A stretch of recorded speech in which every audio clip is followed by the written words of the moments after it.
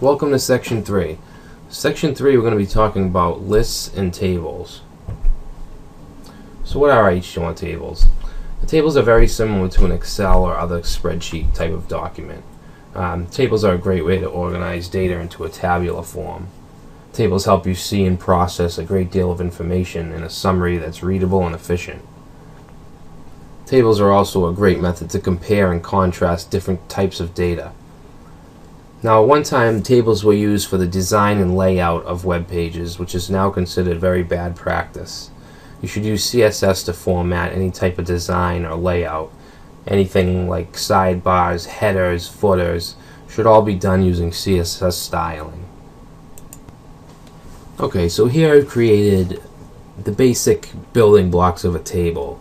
This is the bare minimum. There are some other tags such as T-head, T-body, T-footer if you want prominent headings in each row and so forth. But this is what's needed to produce a table.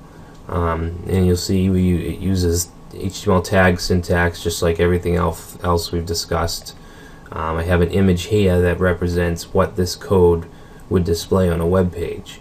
So you'll see at the top we have the opening table tag and the closing table tag at the bottom, and in between there we have some TR tags, which is table row. Okay, now we have 3 sets of table row tags, and we have 3. I apologize for this being off center. It's just a quick representation. So you'll see we have 3 table rows, 1, 2, 3, and in each table row we have 3 TD tags, which is a table column, but TD stands for table data. I know it would be more helpful if it was TC, but it's TD. So you can see here we have 3 columns as well. So that's pretty much the basic building blocks that you need to create an HTML table, and in the next project we'll be doing more advanced tags and syntax. So now let's talk about lists. Lists are used to group together related pieces of information, which tables also do. Lists are recommended for smaller amounts of data. If you have hundreds and hundreds of records, then a table would definitely be the way to go. If you want to display, I don't know, a list of websites on your site, then you would use a list. Lists are also good for ranking data. We have unordered lists, and then we have ordered lists, which include the numbers. Each item would have a number, so it works out well for ranking data, different types of data. Lists are also used for design and layout formatting.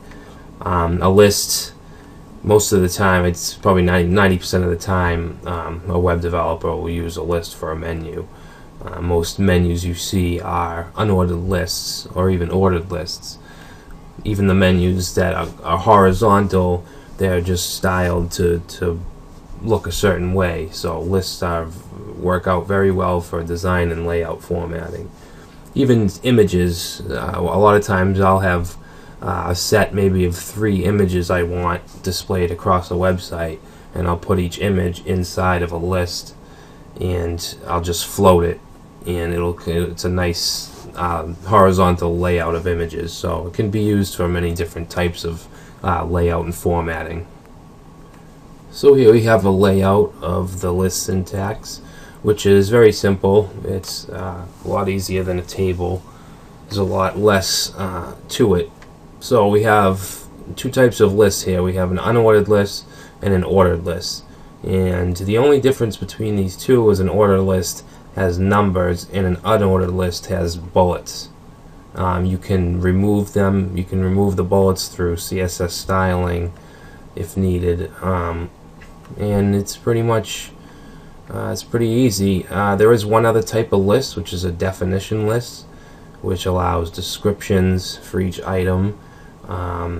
I'm not going to get into that right now, but these are the most common. Unordered lists are the most common. This is what you would use for any kind of horizontal menu or anything like that.